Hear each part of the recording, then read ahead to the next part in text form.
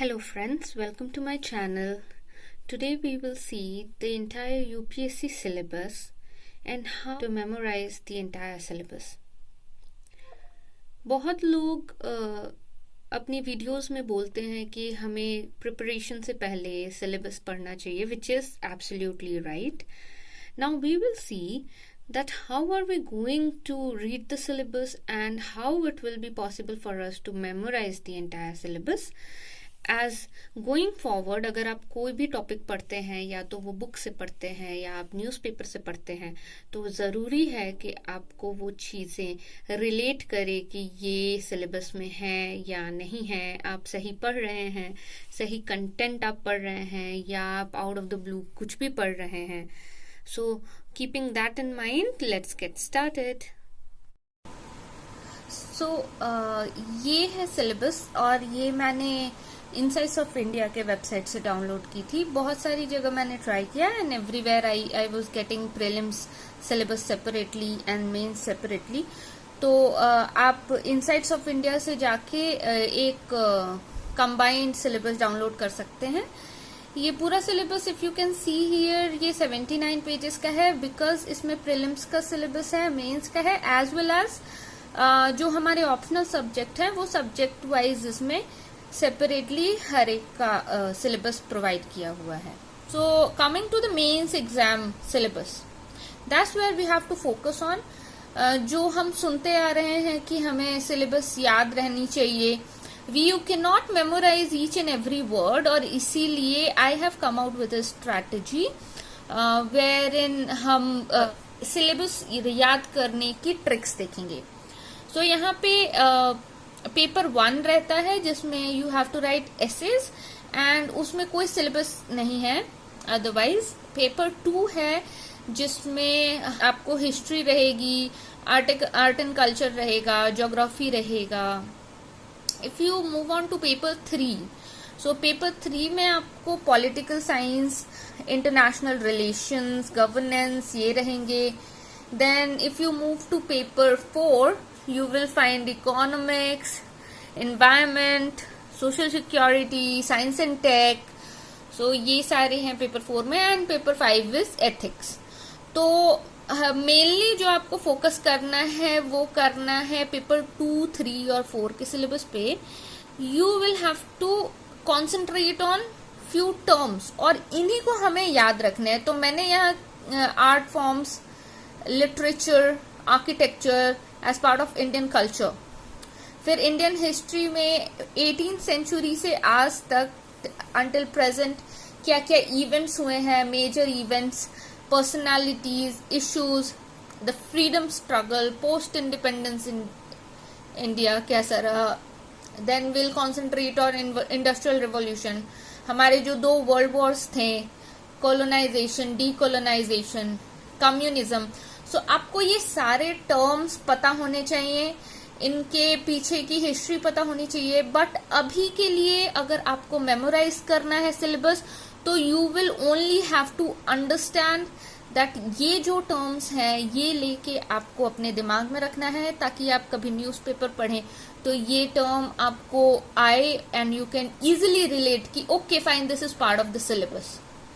So moving ahead, we have communism, capitalism, socialism, Indian society, diversity of India. इनमें कोई topic आ गया तो then we concentrate on women's organization. हमारी जो population है, मैन वुमेन का पॉपुलेशन रेशियो क्या है, पॉवर्टी का concept, development issues, urbanisation, globalisation, then social empowerment, communalism, regionalism, secularism.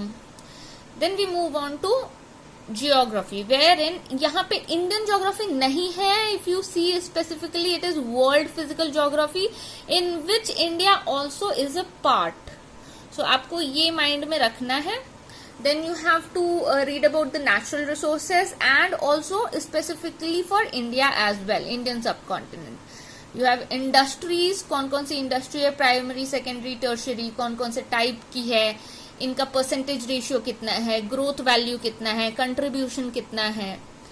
Then earthquake, tsunami, volcanic activity, cyclones, geographical features, flora and fauna. So ये सारा हमारे हिस्ट्री ज्योग्राफी के syllabus में आ गया. If we talk about paper 3 which is polity and international relations, तो आपको मैंने हाईलाइट किए हैं Indian constitution. Obviously when you read more depth तो आपको खुद ही पता चल जाएगा कि इंडियन कॉन्स्टिट्यूशन में क्या क्या चीजें हैं. फिर हमारा फेडरल स्ट्रक्चर कैसा है. ये after reading into several things you will already come to know कि सेपरेशन ऑफ पावर कैसे होती है. Comparison of Indian constitutional schemes along with other countries की इंडिया का कॉन्स्टिट्यूशन किन किन कंट्रीज से लिया गया है, कौन कौन से पार्ट्स लिए गए हैं. पार्लियामेंट, स्टेट लेजिस्लेचर, स्ट्रक्चर क्या है, फंक्शनिंग क्या है, एग्जीक्यूटिव, जुडिशरी, इनके बीच में सेपरेशन ऑफ पावर कैसे है, डिपार्टमेंट्स कौन कौन से हैं, फंक्शनिंग इनकी क्या है, pressure groups, formal informal associations, ये इम्पोर्टेंट है. रिप्रेजेंटेशन ऑफ पीपल्स एक्ट, इसमें से क्वेश्चंस आ जाते हैं. Quasi judicial bodies, government policies very important, NGOs, self help groups, welfare schemes for vulnerable sections, health, education, human resources. फिर अगर आगे जाएं तो इस पॉइंट में से पॉवर्टी, हंगर. सो आपको ये सारे पॉइंटर्स पता होने चाहिए. अकाउंटेबिलिटी, ई गवर्नेंस क्या है, इंडिया के अपने नेबरिंग कंट्रीज के साथ रिलेशन क्या है, अग्रीमेंट किन किन चीजों पे इंडिया ने किया है, इंडियन डायस्पोरा कैसा है. And then the last important international institutions, very important. एक दो क्वेश्चंस तो डायरेक्ट आ जाते हैं कि ये इंटरनेशनल इंस्टीट्यूशंस पे, so you must focus. Now these were the topics which we covered under paper 3. Moving on, we have paper 4 which covers environment, economics and social security. So for that we have obviously Indian economy overall, employment में क्या क्या issues हैं. हाल फिलहाल में बहुत अच्छा topic है ये. Inclusive growth for which government ने कौन कौन सी policies बनाई हैं, क्या क्या issues existing हैं, गवर्नमेंट बजटिंग कैसे होती है, क्रॉपिंग पैटर्न्स क्या है इंडिया में, इरिगेशन सिस्टम क्या है, इसमें स्टोरेज, ट्रांसपोर्ट, मार्केटिंग, इन सारे में कुछ नए रिवॉल्यूशंस जैसे गवर्नमेंट लाते रहती है, क्या क्या प्रॉब्लम्स हैं जिन पे इम्प्रूवमेंट कर सकते हैं. E technology in the aid of farmers, farm subsidies, minimum support prices, MSPs क्या है, पीडीएस सिस्टम क्या है, एनिमल रियरिंग में क्या प्रोग्रेस है, या currently what is the economics talking about it. Then food processing, land reforms in India is a very important topic. Effects of liberalisation, ये liberalisation concept, infrastructure, इसमें energy, port, road, airport, railways, ये सारे पता होने चाहिए. इनमें recent में क्या न्यूज एक्टिविटीज रही हैं. Investment model, achievement of India in science and technology, जिसमें हमें IT, space, computer, robotics, nano technology, biotechnology, IPR, intellectual property rights, so ये सारे देखने हैं. Conservation, environmental pollution, degradation, environmental impact assessment क्या होता है, कैसे करते हैं, कौन करता है, डिजास्टर मैनेजमेंट, एक्सट्रीमिज्म क्या है, internal security, cyber security, money laundering, social challenges, organised crime, terrorism, security forces and agencies. So ये सारे जो टॉपिक हैं ये मैंने हाईलाइट किए हैं.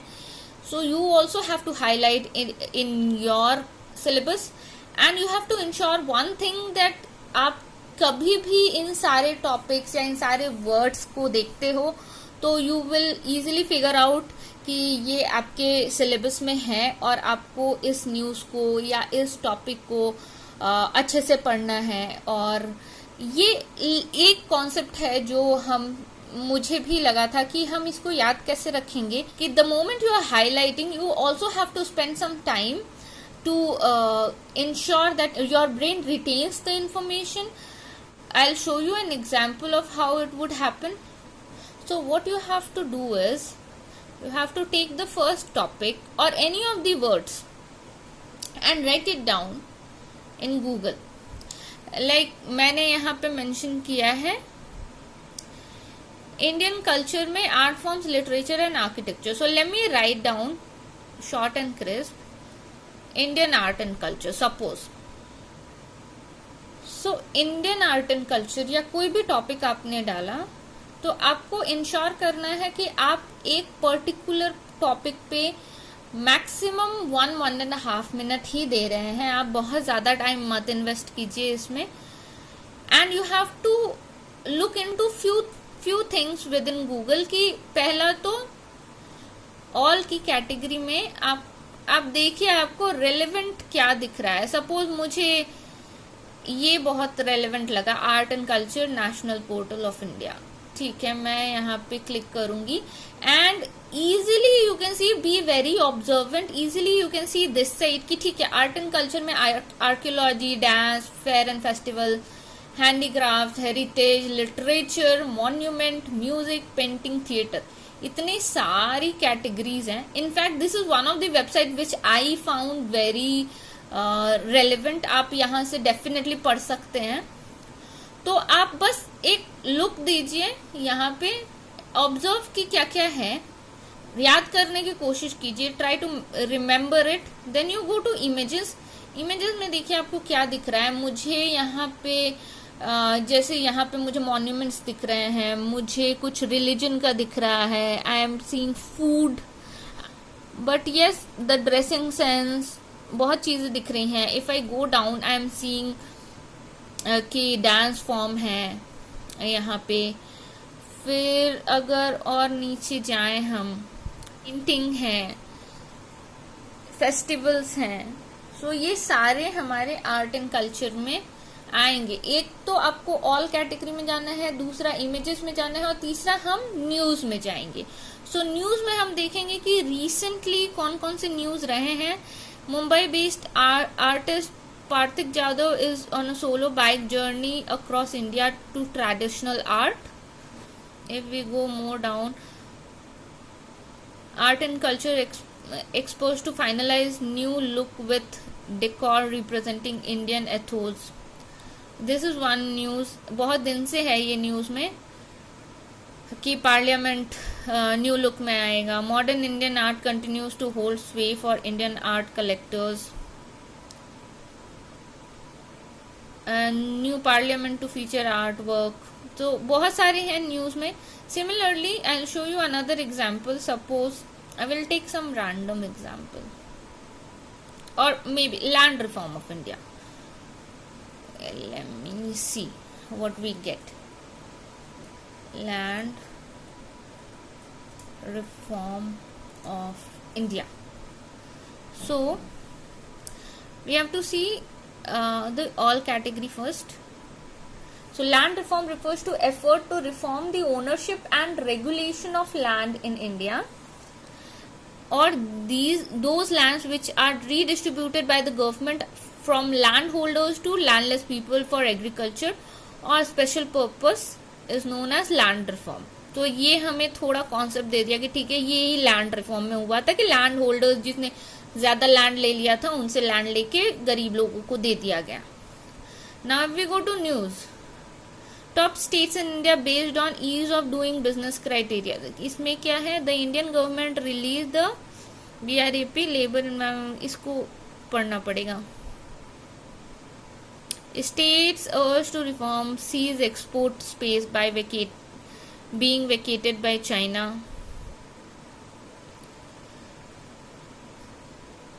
एक लुक दीजिए आपको जो भी रेलेवेंट लगे. The role of caste in economic transformation.